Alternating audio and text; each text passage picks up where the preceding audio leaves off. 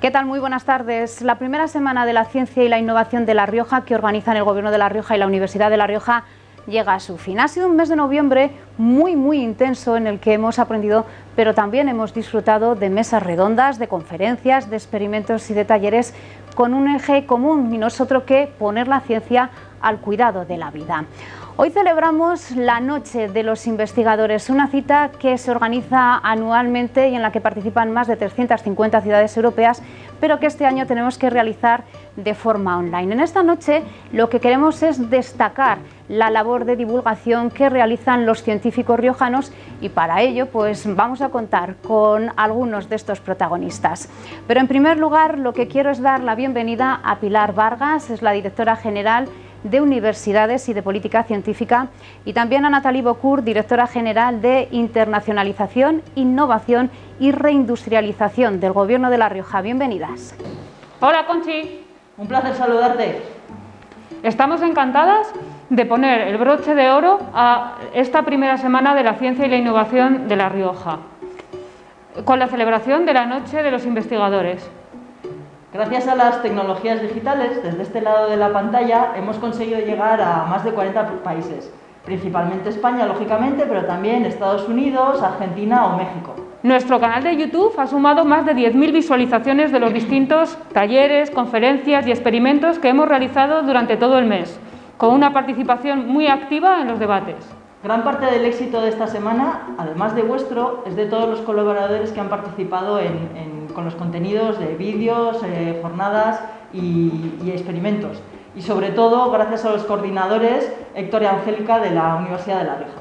Nos gustaría despedirnos invitando a todo el mundo a seguir las redes de Ciencia La Rioja, ya que vamos a continuar realizando actividades de difusión en las redes sociales hasta la siguiente edición en 2021. Bueno, Conchi, y a todos, adiós, hasta el 21. Un saludo, hasta el año que viene. Muchas gracias, Pilar y Nathalie, por esa gran labor que lleváis a cabo desde el Gobierno de La Rioja.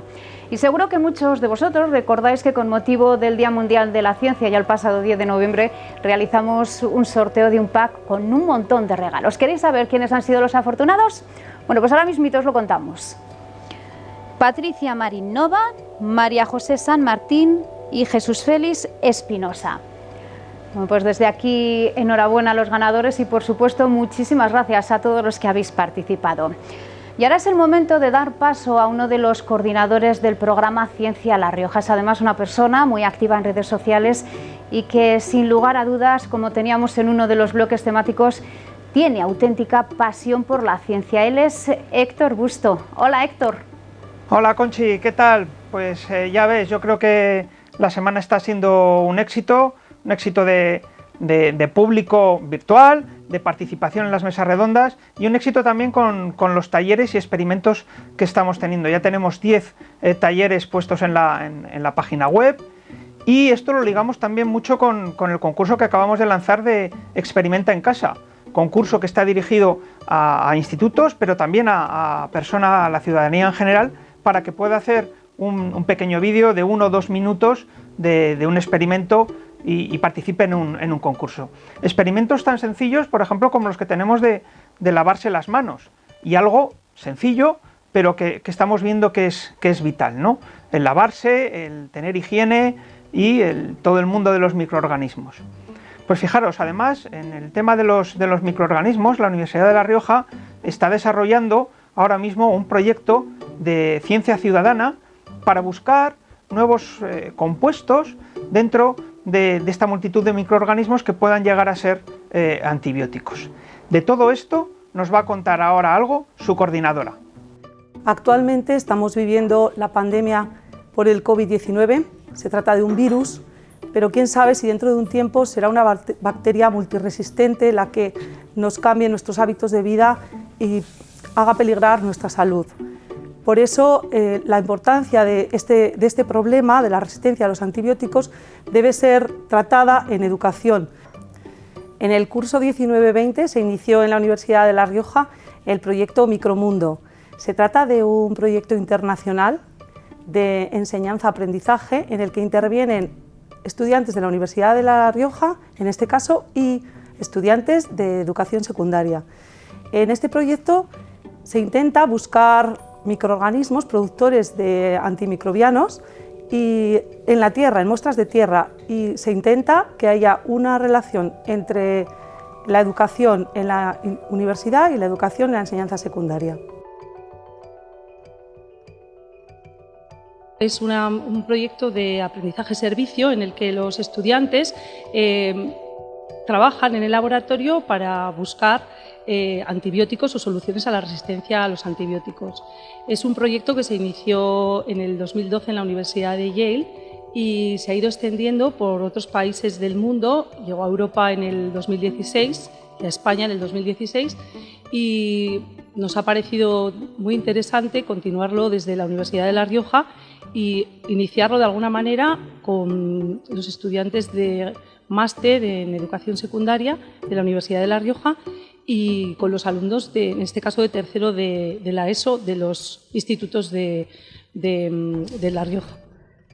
El proyecto se inició en el curso 19-20, contando con 4 estudiantes de la Universidad de La Rioja que, una vez que recibieron la formación de 5 semanas en nuestros laboratorios, pasaron a realizar el proyecto en un instituto de educación secundaria, en concreto el Instituto Hermanos de Lúllar. Se realizó en una clase de tercero de educación secundaria que contaba con 18 alumnos. El trabajo consta de 5 experimentos. El primer día es una explicación básica sobre el proyecto y se les da el material necesario para que ellos vayan a buscar una muestra de tierra y cojan las coordenadas exactas y todas las características de la tierra, de la profundidad, de la temperatura, etc. Con esa muestra de tierra, el segundo día se hacen unas diluciones y se siembra en placas de cultivo. Esas placas de cultivo deben crecer durante 5 días en una estufa y a los 5 días analizamos los microorganismos que han crecido. Se vuelven a sembrar esos microorganismos, se seleccionan los que nos parecen más posibles productores de antibiótico. En la siguiente sesión se utilizan unos microorganismos indicadores, que en este caso cogemos un microorganismo gram positivo y un microorganismo gram negativo y probamos todas esas bacterias que se han seleccionado para ver si son capaces de inhibir el crecimiento de estos microorganismos indicadores. Se vuelve a esperar otra semana para el crecimiento y ya se decide y se ve si hay algún halo de inhibición alrededor del crecimiento de los microorganismos. Y si hay un halo de inhibición, pues ese microorganismo es potencialmente interesante para nuestro proyecto porque es capaz de inhibir el crecimiento de otros microorganismos, por lo cual es posible que sea un productor activo de antibióticos o de sustancias inhibidoras. Y estos microorganismos, lógicamente, luego se estudian en investigación. Los objetivos, por tanto, son formar a los alumnos en la resistencia a los antibióticos, enseñarles nuevas técnicas de trabajo en el laboratorio, fomentar la ciencia y la investigación, que es prácticamente desconocida a nivel práctico en la educación secundaria, y desde luego pues, tratar un tema de aprendizaje-servicio e inculcar a toda la sociedad en una problemática actual tan importante como estamos viviendo. Hoy hacemos la entrega de diplomas a los estudiantes del Instituto Hermanos de Lúllar de tercero de educación secundaria obligatoria y a su profesor Saturnino Recacha por el trabajo realizado durante el curso 19-20 y por ser los pioneros de este proyecto piloto Micromundo UR.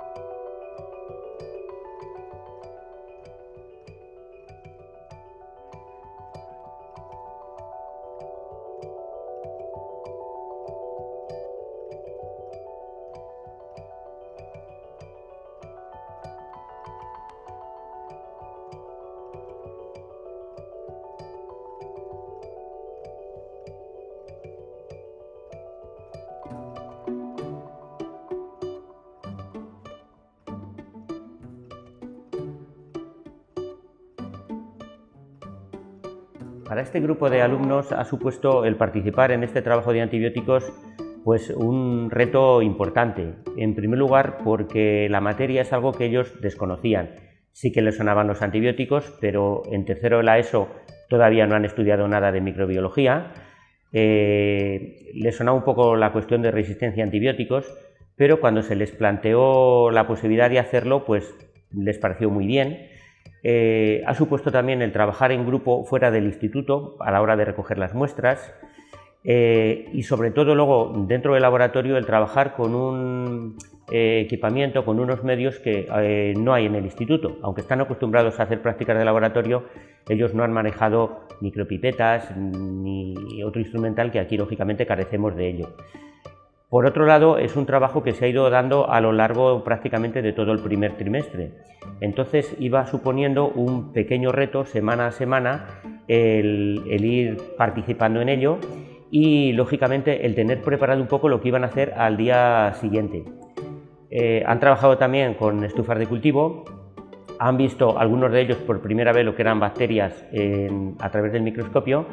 Y aunque el trabajo para ellos terminó un poco en las placas de Petri, el trabajo que posteriormente se fue haciendo en la universidad nos lo iban comunicando y yo lógicamente se lo iba comunicando a ellos, con lo cual al final pues saben un poco el resultado que obtuvieron y lo que a partir de ahí se va a hacer con ello en la universidad. Para el centro ha sido importante participar en este proyecto porque ha sido el primer centro en La Rioja, digamos que es un grupo pionero. Nos iguala un poco en amor propio pues, a otros centros de España y del extranjero que lo están haciendo y por otro lado pues es un poco estrechar los lazos con la universidad, que es quienes han ido dirigiendo este proyecto. Tradicionalmente también se participa, sobre todo en segundo de bachillerato o en cuarto de la ESO, en proyectos de la universidad, pero este ha sido un poco distinto porque es un proyecto de investigación y es un proyecto, podríamos decir que en este momento único. Hoy tenemos el honor y el gusto de realizar la entrega de diplomas a estos 4 chicos que han trabajado duramente en el proyecto y que han conseguido un gran éxito en la transmisión de los conocimientos y del aprendizaje del proyecto Micromundo UR. Han participado como ayudantes investigadores Jesús Álvaro Iregui Gómez, Ismael Compañón Pérez, Rosa Fernández Fernández y Paula Gómez Villascusa.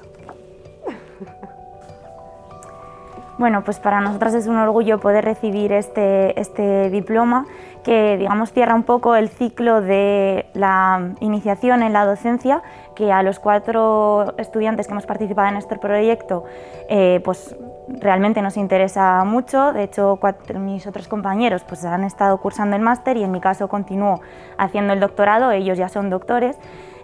Todos estamos muy interesados en este proyecto y para nosotros es pues una gran satisfacción poder transmitir los pequeños conocimientos que hemos ido adquiriendo a lo largo de toda nuestra carrera científica pues al resto de la sociedad y sobre toda esta sociedad tan rica que son los alumnos de secundaria, que es realmente nuestro futuro y en los que verdaderamente pueden transmitir estos conocimientos y esta formación a las familias y al resto de la sociedad de una manera pues realmente satisfactoria. Bueno, pues enhorabuena a todos los participantes en Micromundo UR. Por cierto, recordaros que en enero este proyecto continúa con un curso para docentes preuniversitarios. Y seguimos en esta noche de los investigadores y a continuación vamos a saludar a Angélica Torices. Ella, además de ser una de las coordinadoras del programa, es también la directora de la Cátedra de Paleontología de la Universidad de La Rioja. Hola Angélica, ¿qué tal estás? Hola Conchi, ¿qué tal? La verdad es que estamos aquí cerrando ya la Semana de la Ciencia, bueno, casi el mes de la ciencia, y estamos muy contentos con los talleres que hemos desarrollado.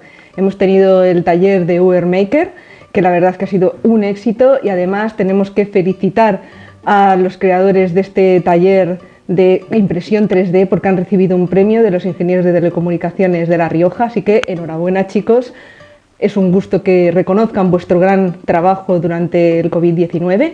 También hemos tenido nuestro taller de lingüística, que también ha sido un éxito rotundo. Hemos recibido más de 95 metáforas y bueno, la ganadora la voy a leer porque es que merece la pena. Dice, el COVID-19 es como los cuñados, complica las reuniones en cuanto uno abre la boca. La verdad es que muy creativa, enhorabuena al ganador o ganadora. Y bueno, no hay que olvidarse del taller de paleontología, que esta semana es cuando se ha estrenado. Y recordad que podéis participar en el concurso hasta el día 11 de diciembre y los premios van a ser espectaculares. Entre los premios está incluida una visita particular y guiada a los yacimientos de Enciso y además estaréis con nosotros trabajando como paleontólogos. Así que la verdad es que ha sido espectacular. También hay que recordar pues, que nuestros investigadores, algunos de ellos, han sido invitados a participar en un evento especial del G9 para esta noche de los investigadores. Y ahora nos lo explican en este vídeo. Desde muy pequeño me gustaba aprender lenguas. 5 o 6 años de edad aprendía palabras en francés, en inglés, en alemán. Me gustaba cómo sonaban. Luego fui creciendo y empezó a gustarme más que las lenguas el propio fenómeno del lenguaje. Y a eso he dedicado prácticamente toda mi vida académica.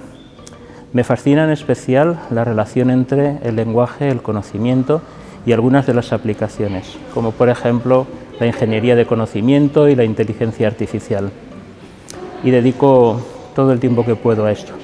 También en mis ratos libres leo muchísimo, me dedico a leer todo lo que encuentro sobre divulgación científica, me gusta muchísimo pasear, hacer algo de ejercicio y también, sobre todo, estar con mi familia, especialmente con mis nietos.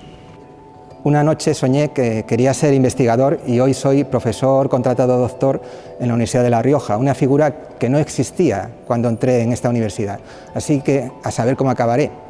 Centro mi investigación en representaciones de masculinidades en textos fílmicos en lengua inglesa, porque creo que el estudio de los hombres y sus representaciones nos ayuda a afrontar el problema del machismo. Desde la butaca del cine o de casa se producen identificaciones, invitaciones, incluso imitaciones que se reflejan luego en nuestra vida personal y que pueden ello provocar esa identificación de cada uno de nosotros.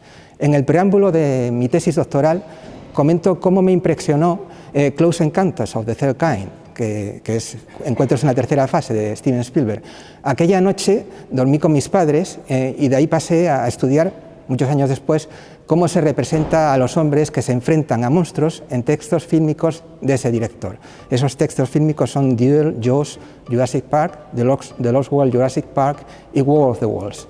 Adapté esa investigación a mi propia vida personal y aparte de las conclusiones académicas, también me di cuenta de que me había cuestionado cómo me comportaba como hijo, como padre, como hermano y, en definitiva, como hombre en mi realidad. He ampliado ese estudio y el tema a otras obras de Spielberg y de otros directores de índole más social, como Ken Loach, y más recientemente con localizaciones irlandesas, en películas de John Michael McDonald y John Carney. He producido diversos cortometrajes con estudiantes y creo que va siendo hora de dirigir un largometraje. Diferentes lenguas siempre han estado a mi alrededor. Nací en Pakistán y vine a España cuando tenía 4 años. Aprendí el español en el entorno del colegio. En mi casa se hablaba el urdu y el punjabí. El enseñarles a mis padres el español fue mi primera conexión con el análisis interlingüístico, aunque de manera inconsciente. Cuando empecé la carrera de estudios ingleses me formé en mi 4ª lengua, el inglés, y aprendí lo importante que es el análisis interlingüístico y también la conexión que hay entre la cognición y la lengua. Así que empecé a investigar de la mano de mis tutores y de mis profesores los parecidos y las diferencias entre lenguas de orígenes diversos y diferentes con el fin de crear reglas universales. En mis ratos libres y tiempo libre lo paso con mi familia y eso es lo que me ayuda siempre a seguir adelante. Desde que tengo noción de ser, la literatura me ha salvado de todo lo malo. De la enfermedad, la soledad, la impotencia, la tristeza y también de mi propia pequeñez. Porque leer literatura, poesía, novela, relatos, historia, te expande, te transporta a otros lugares y te hace conocer a personas que nunca hubieras conocido en tu propia vida. Sobre todo, leer literatura te hace imaginar a la persona en la que quisieras convertirte realmente, fuera de los estereotipos de la sociedad.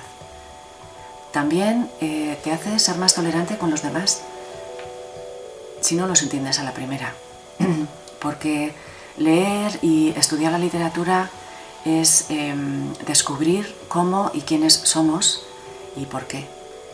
Es un antídoto contra la monotonía mental y contra la falta de empatía. También te hace ser más expresivo, aumentar tu vocabulario y con ello te hace aumentar las formas en las que puedes pensar sobre el mundo.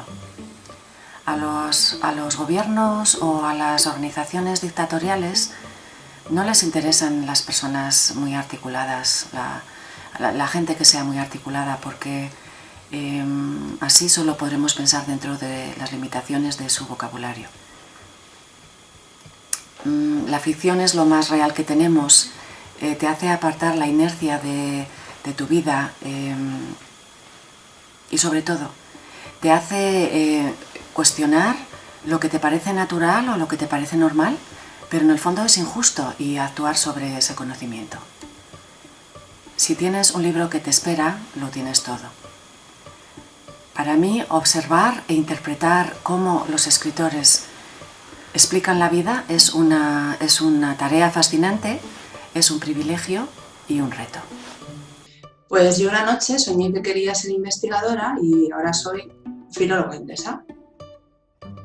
Mi interés por los idiomas y más tarde por la filología inglesa viene de cuando era pequeñita y escuchaba música en otros idiomas distintos al castellano. Me quedaba fascinada con las letras, incluso las cantaba, pero no entendía nada, obviamente. Aunque me lo pasaba genial y ello me hacía soñar con viajar a otros lugares donde se hablaban esos idiomas. De ahí pasé a participar en todos los concursos literarios que descubría y me lo pasaba bomba leyendo, investigando, escribiendo. Y realmente es que eso era lo que más me gustaba, escribir.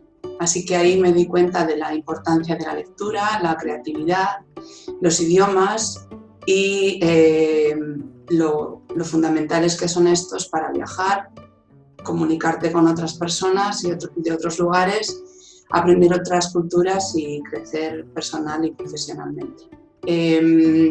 Mi tiempo libre, bueno, pues lo paso con mis 2 hijos y familiares, mis amigos y sobre todo pues saliendo con la bici de montaña, yendo al monte, buceando, intentando viajar y dedicando tiempo a la lectura y al cine.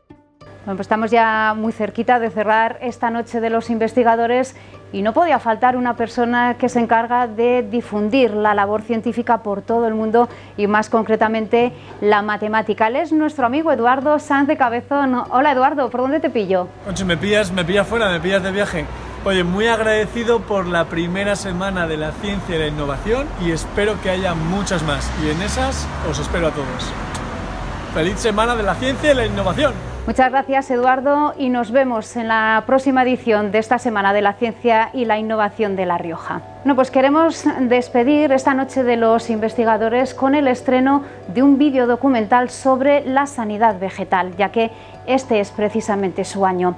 El objetivo es concienciar a todas las personas de lo importante que es cuidar la salud de las plantas y evitar así la propagación de plagas y de enfermedades vegetales. Ya solo me queda decirles a todos que muchas gracias por estar ahí y que nos vemos en la próxima Semana de la Ciencia y la Innovación de La Rioja 2021. Yo soy la vida. Soy el hogar de millones de seres vivos y el sustento de otros muchos millones de vidas. Mi abundancia es prosperidad, pero mi escasez puede ser mortal. Cubro la mayor parte de la tierra y mi influencia se extiende más allá. Estoy aquí desde hace más tiempo del que podrías imaginar. Pero mi mundo está en peligro. La gente debería darse cuenta y pasar a la acción para proteger mi futuro, porque vale la pena protegerme. Tu salud depende de mi salud. Tu vida depende de mi vida. Yo soy las plantas. Yo soy la vida.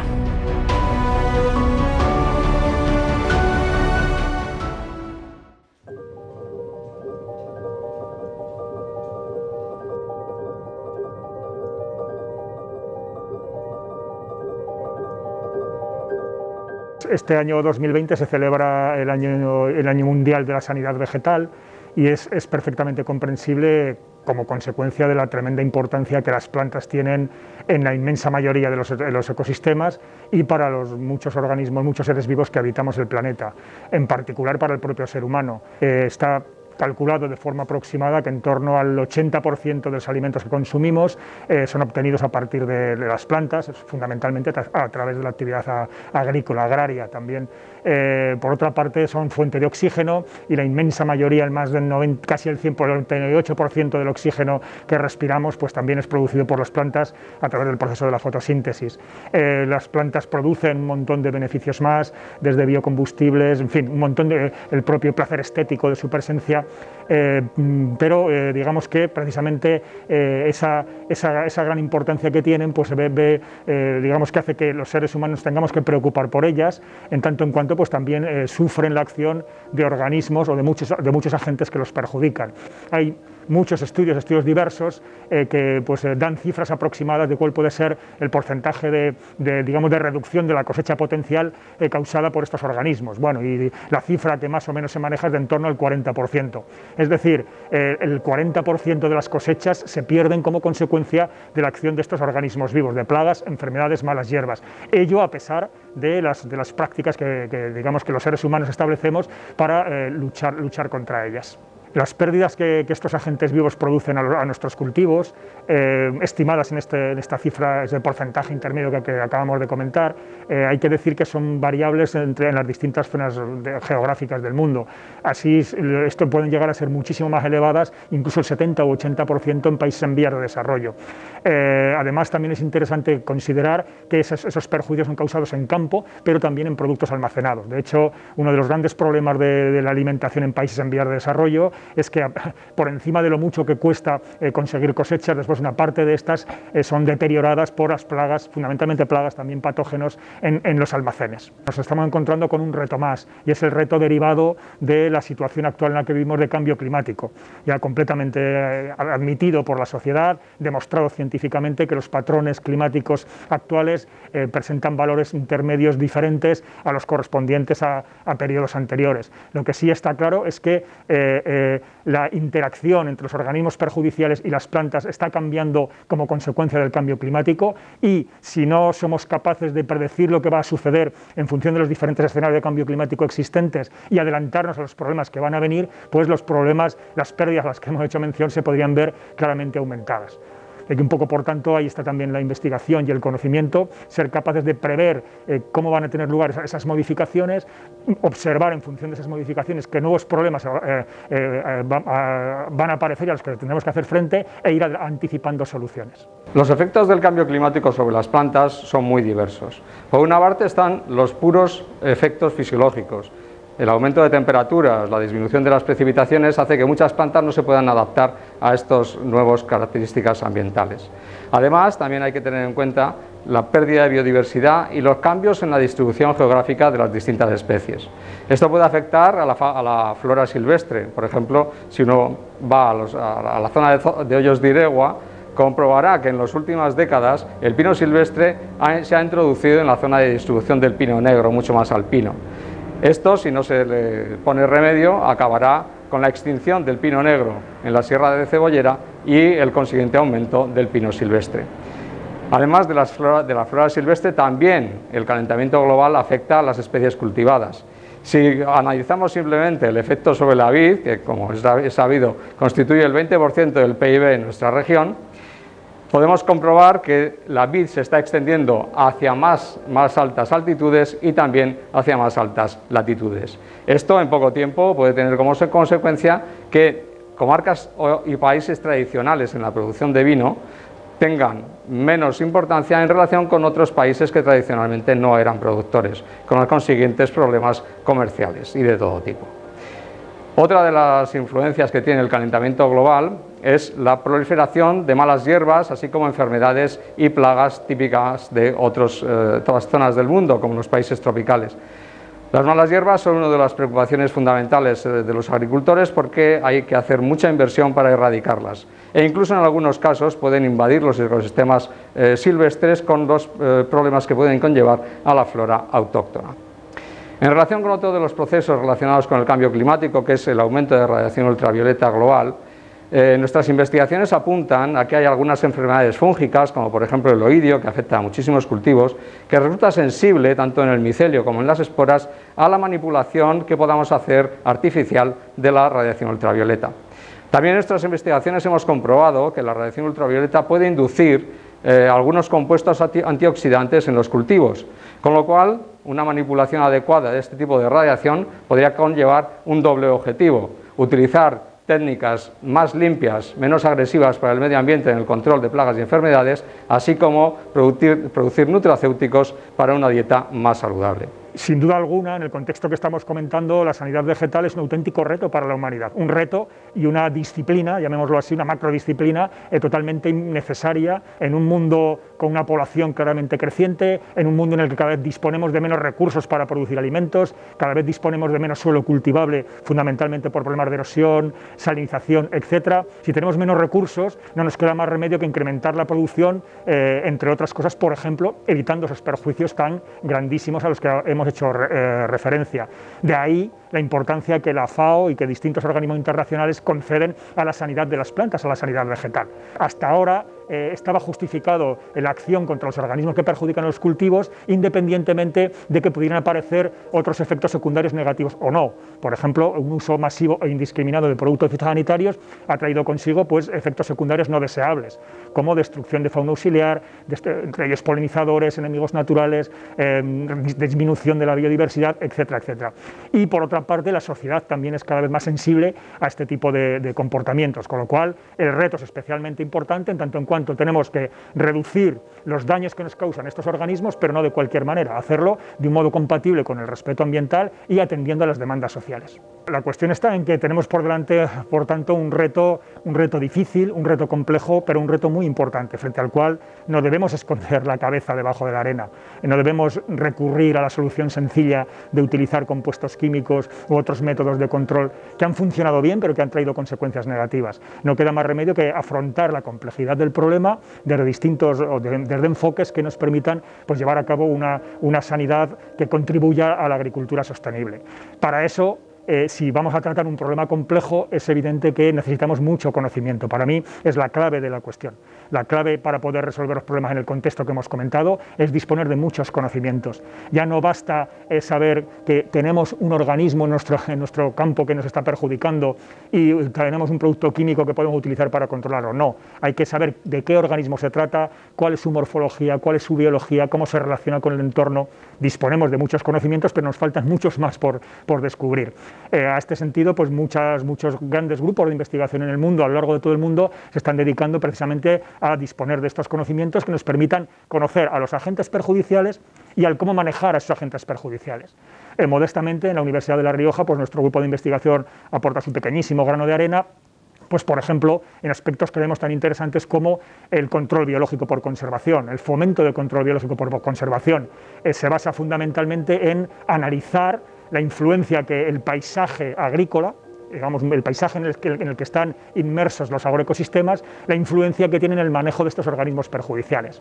Es decir, el cómo un paisaje heterogéneo, el cómo la presencia de vegetación en los bordes de las parcelas, el cómo la presencia de vegetación en el suelo de los propios agroecosistemas, cómo eso contribuye a incrementar la biodiversidad global. Dentro de esa biodiversidad global, grupos funcionales útiles, en este caso para el control de plagas. En el caso concreto nuestro es cómo fomentamos la presencia de depredadores, parasitoides fundamentalmente, también patógenos, pero sobre todo parasitoides y depredadores de las plagas. Si conseguimos crear agroecosistemas y su entorno adecuados para el fomento de la presencia de estos organismos, ellos nos ayudarán a amortiguar las poblaciones de plagas y por tanto no tendremos tanta dependencia de insumos externos.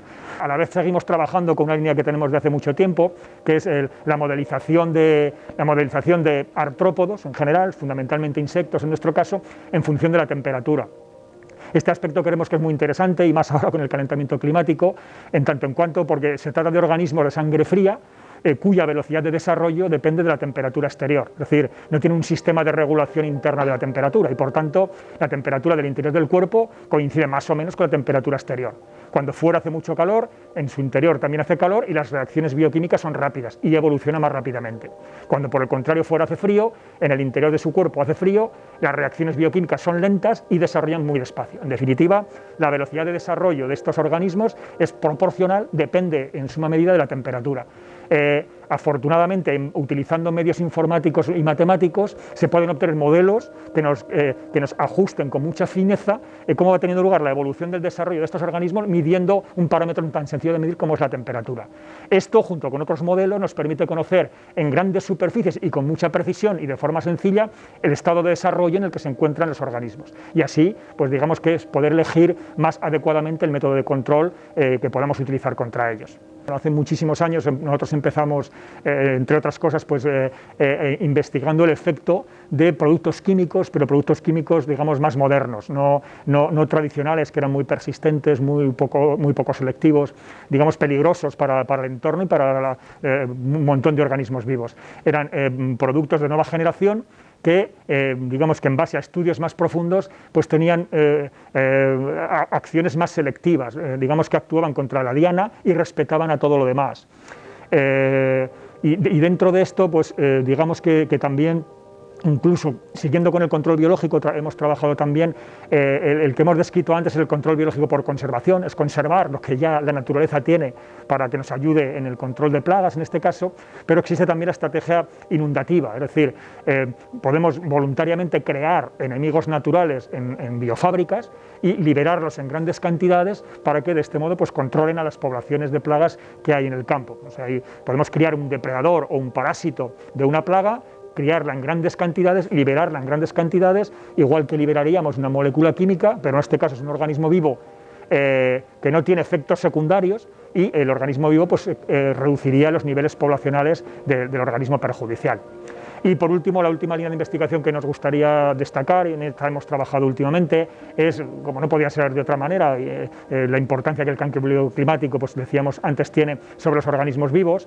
Pues sabemos que en el caso de las plagas, el cambio climático va a afectar, está afectando ya, pero va a afectar a la distribución geográfica de las mismas. A medida que las temperaturas y el clima en conjunto se vaya modificando, cada especie plaga, lo mismo cada cultivo, lo mismo, pero en particular las especies plaga, tienen, digamos, unos requerimientos climáticos en los cuales viven bien, en los cuales se desarrollan adecuadamente. Lógicamente, si las diferentes zonas del mundo, en ellas está cambiando el clima al que se ven sometidas, pues las plagas se irán desplazando a aquellas zonas en las que encuentren las condiciones climáticas adecuadas.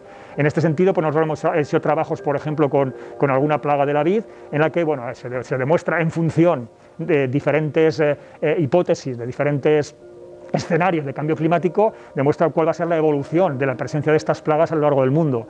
Se observa claramente, como dato más relevante, un desplazamiento claro en latitud. Es decir, las plagas de zonas templadas como la nuestra, de clima templado como el nuestro, van a estar más presentes en zonas de latitudes más altas en las cuales ahora pues, no están presentes. Lógicamente, esto conviene saberlo desde ya para adelantarnos al problema que eso va a suponer. Es conveniente saber también, por ejemplo, el por qué no es sencillo, la complejidad a la que hacíamos mención antes del manejo de estos organismos, es porque no todos los artrópodos, en el caso de las plagas, las más importantes pertenecen a los artrópodos, son insectos y ácaros, pequeñas arañitas. El por qué es tan complejo es por motivos diferentes, pero uno de esos motivos es porque dentro de este mismo grupo de organismos los hay que nos perjudican, nuestros cultivos, pero los hay también que nos producen grandes beneficios. Por ejemplo, antes hemos mencionado que el control biológico se basa en fomentar la presencia de organismos que perjudican a las plagas. Bueno, pues la mayoría, de hecho, de esos organismos que perjudican a las plagas son a su vez también artrópodos, algunos, digamos, filogenéticamente muy próximos, taxonómicamente muy próximos a las propias plagas. Es decir, que dentro de la propia sanidad vegetal los artrópodos también nos generan beneficios.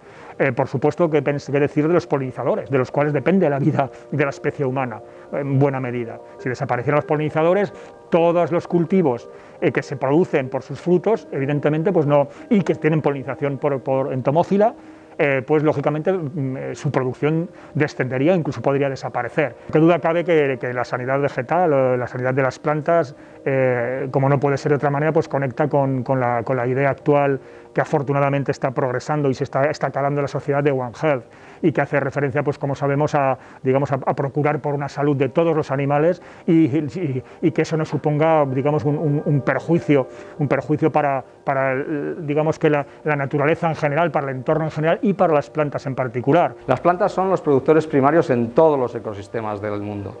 Eso quiere decir que cualquier cosa que les afecte, como el cambio climático, va a tener consecuencias en todas las redes de alimentación, en todas las redes tróficas que involucren a las plantas. Bueno, al final no cabe duda de que las plantas juegan un papel primordial tanto en el propio planeta, en el funcionamiento del planeta en su conjunto, como por supuesto también en el caso de las personas, de los seres humanos. No debemos olvidar que llevan a cabo la función fotosintética, generando por tanto el oxígeno presente en la atmósfera y reduciendo también, importante, no desdeñable, los niveles de CO2. Por otra parte, qué duda cabe que dependemos de ellas los seres humanos y los animales, puesto que son la fuente de prácticamente el 80% de los alimentos que consumimos. Por lo tanto, es imprescindible conseguir que las plantas estén sanas, que tengan su espacio, que ocupen su lugar, que es compatible con las labores humanas, porque finalmente proteger las plantas es proteger la vida.